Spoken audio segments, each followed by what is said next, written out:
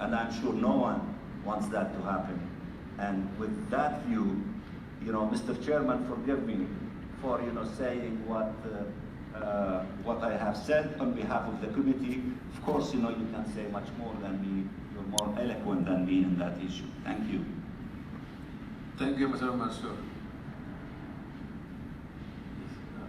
Has anybody else from the floor would like to make a comment?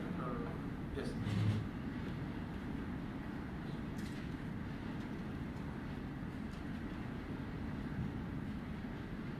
Thank you, Ambassador Koba. I just wanted to concur with Minister Riyad Mansour about his statement he made after the interventions of our brilliant panelists, and also after the question which has been asked by the last speaker. Let me first of all thank the three panelists, Mrs. Dua Kuri, Mr. Akram Naksher, and Mrs. Aung Sui Chai, for the very informative statements. And we were all moved by what we heard, particularly when we listened to Mrs. Aung Sui Chai recount her story. We admire your commitment, very long-lived commitment. And this is a story also we need to share with the world. I think my brother, Minister Riyad Mansour, very eloquently put into perspective the fight which we are facing. I think if we made the mistake of falling into the trap of the occupying force by accepting what has been imposed to the Palestinian people, I think that would be a huge mistake. Principles are principles, and they must be upheld, whatever the situation. The mandate of the committee is the mandate of a global consensus. It is a mandate which is renewed every year. It is an overwhelming mandate coming from an overwhelming number of states in the world. The committee is the voice of the international community. And at the UN every year, we have resolutions which are adopted by the international committee through states represented at the UN. And that international community says that the Palestinians, they have the right to a state. If they have a right to a state, that means that there is the two-state solution must be maintained. If ever we made the mistake of saying, okay, now the situation is so bad, now we must be realistic, no. Principles must be upheld. We have to be steadfast. We have to be firm. This is how we have to realize things. I think if you look at a recent history in Southern Africa, we had a similar situation where the odds were so bad for the populations which were oppressed there. But the principles were upheld, the fight was being kept, and finally they succeeded.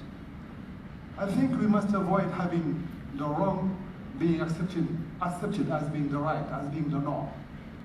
Here, the fight is for international norms of international justice, of human rights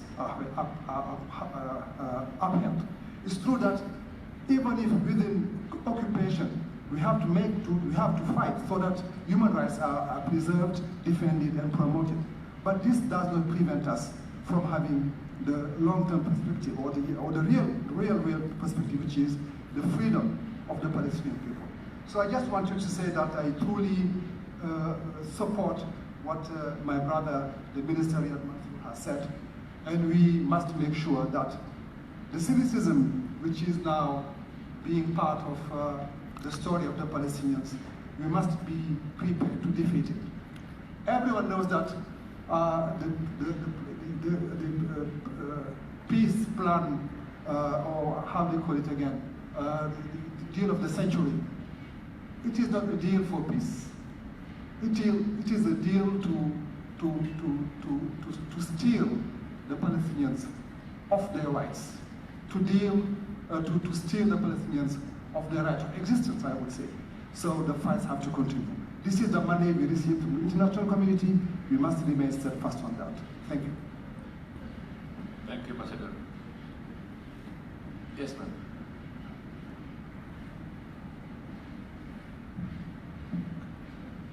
good morning to the panel. And I'd like to open this question to the whole panel, and particularly to Dr. Ang. Thank you for your excellent presentation.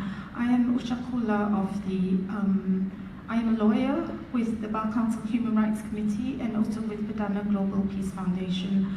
We would be very interested to hear from the whole panel as to how CSOs and NGOs within Malaysia can assist in the Palestinian situation, because the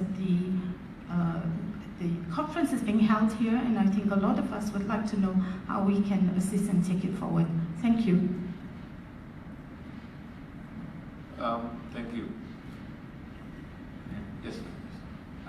Assalamualaikum and very good morning. I'm Syed Muhammad Radi from Humanitarian Care Malaysia, My Care. We are humanitarian NGOs.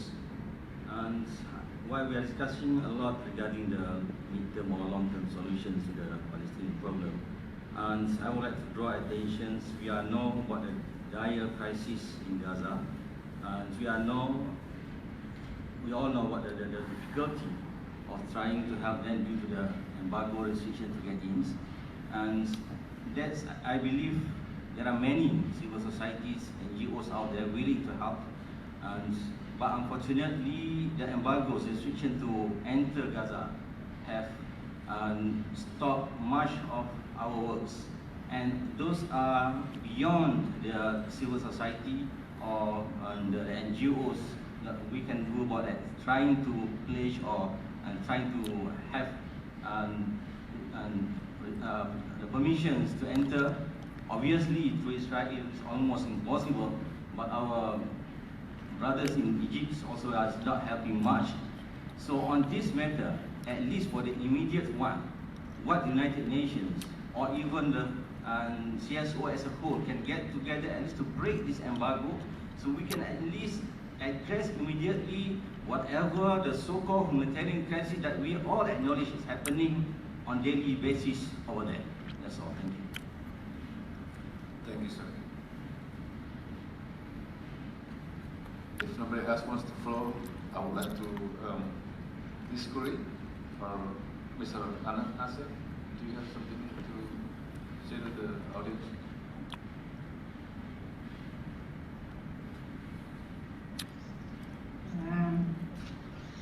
أعتقد ومطلبنا هو أنه قبل أن يتم الدعم إنسانيا وماليا، نحن بحاجة إلى التضامن الدولي والدعم السياسي من أجل وقف انتهاك حقوق الشعب الفلسطيني، وتحديدا صفقة القرن التي هي سرقة لحقوق الشعب الفلسطيني. ذكرت في كلمتي بالبداية أنه يجب أن نعلي الصوت عاليا لوقف هذه الصفقة، وهذا جزء من التضامن الدولي والذي نحتاج لأن إحنا ماليا نستطيع أن نصبر، ولكن دعمكم لأن في وقف الاحتلال هو الأهم. يجب أن ينتهي الاحتلال عشان يصير عندنا مضبوط سيادة على مواردنا وسيادة على أرضنا، وبإمكاننا أن نزرع أرضنا، ولدينا العلماء ولدينا المزارعين ولدينا الشباب ولدينا كل شيء لنقوم وبناء دولتنا الفلسطينية. بعدها نسميها شو ما نسميها، احنا حرين، ولكن انهاء الاحتلال هذا اللي من اكثر من 72 عام